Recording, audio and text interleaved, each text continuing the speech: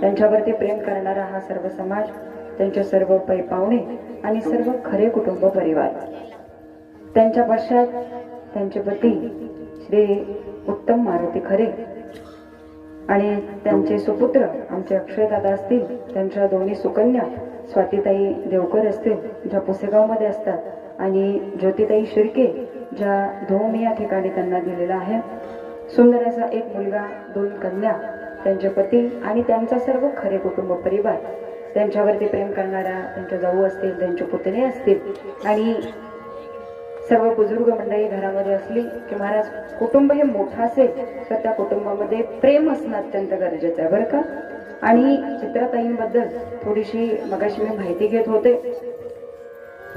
त्यांच्याबद्दल ऐकत असताना खूप सुंदर वाक्य त्यांच्याबद्दल ऐकायला मिळाली. संपूर्ण कीर्तनामध्ये आपण त्यांच्याबद्दल ऐकणार आहोतच, कारण आजचं कीर्तन हे त्यांच्या करता आहे बरं का. त्यामुळं तुकोपराय ज्ञानोपराय सांगत सांगत आमच्या ताई कशा होत्या, चित्रताई कशा होत्या याच्याबद्दल सुद्धा आपल्याला माहिती घ्यायची महाराज, ठीक आहे ना.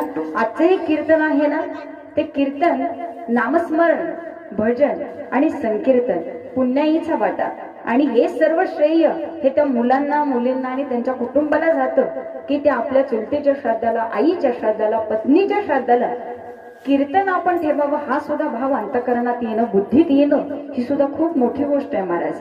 अन्यथा सगळेजण येतात, सगळेजण जातात, वर्षश्राद्ध सगळ्यांचीच होतात, कुणी सुद्धा वर्षश्राद्धाशिवाय राहत नाही, कारण तो विधी केल्याशिवाय आपल्याला पूर्णत्व सुद्धा प्राप्त होत नाही. त्यामुळे गेल्यानंतरचा, 1 वर्षानंतरचा हा विधी सगळ्यांच्या जीवनात अतिशय महत्वाचा असतो. परंतु जरी सगळ्यांची वर्षश्राद्ध होत असली तरी प्रत्येकाच्या वर्षश्राद्धाला कीर्तन होईलच असं नाही. विठ्ठल विठ्ठल